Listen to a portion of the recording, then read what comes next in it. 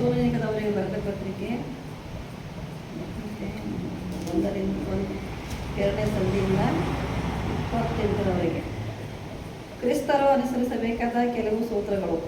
ಸಹೋದರರೇ, ಯಾರು ನಿಮ್ಮಲ್ಲಿ ಪ್ರಯಾಸಪಟ್ಟು ಕರ್ತನ ಕಾರ್ಯಗಳಲ್ಲಿ ನಿಮ್ಮ ಮೇಲೆ ಮುಖ್ಯಸ್ಥರಾಗಿದ್ದು ನಿಮಗೆ ಬುದ್ಧಿ ಹೇಳುತ್ತಾರೋ ಅವರನ್ನು ಲಕ್ಷಿಸಿ ಅವರ ಕೆಲಸದ ನಿಮಿತ್ತ ಅವರನ್ನು ಪ್ರೀತಿಯಿಂದ ಬಹಳವಾಗಿ ಸನ್ಮಾನ ಮಾಡಬೇಕೆಂದು ನಿಮ್ಮನ್ನು ಬೇಡಿಕೊಳ್ಳುತ್ತೇನೆ. ನಿಮ್ಮೊಳಗೆ ಸಮಾಧಾನವಾಗಿರಿ. ಸಹೋದರರೇ, ಅಕ್ರಮವಾಗಿ ನಡೆಯುವವರಿಗೆ ಬುದ್ಧಿ ಹೇಳಿರಿ. ಮನಗುಂದಿದವರನ್ನು ಧೈರ್ಯಪಡಿಸಿರಿ. ಫಲಹೀನರಿಗೆ ಆಧಾರವಾಗಿರಿ. ಎಲ್ಲದರಲ್ಲಿಯೂ ದೀರ್ಘಶಾಂತಿಯಾಗಿರಿ ಎಂದು ನಿಮಗೆ ಪ್ರಚೋದಿಸುತ್ತೇನೆ.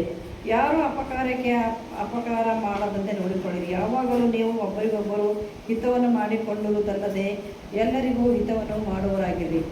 ಯಾವಾಗಲೂ ಸಂತೋಷಿಸಿರಿ, ಎಡೆಬಿಡದೆ ಪ್ರಾರ್ಥನೆ ಮಾಡಿರಿ, ಎಲ್ಲದರಲ್ಲಿಯೂ ಕೃತಜ್ಞತಾ ಸ್ತುತಿ ಮಾಡಿರಿ. ಇದೇ ನಿಮ್ಮ ವಿಷಯವಾಗಿ ಕ್ರಿಸ್ತ ಯೇಸುವಿನಲ್ಲಿ ತೋರಿ ಬಂದ ದೇವರ ಚಿತ್ತ. ಪವಿತ್ರಾತ್ಮನನ್ನು ನಂದಿಸಬೇಡಿರಿ, ಪ್ರವಾದನೆಗಳನ್ನು ಎನ್ನಿಸಬೇಡಿರಿ. ಆದರೆ ಎಲ್ಲವನ್ನು ಪರಿಶೋಧಿಸಿ ಒಳ್ಳೆಯದನ್ನೇ ಭದ್ರವಾಗಿ ಹಿಡಿದುಕೊಳ್ಳಿರಿ. ಸಕಲ ವಿಧವಾದ ಕೆಟ್ಟತನದಿಂದ ದೂರವಾಗಿರಿ. ಜೈ ಕ್ರಿಸ್ತ.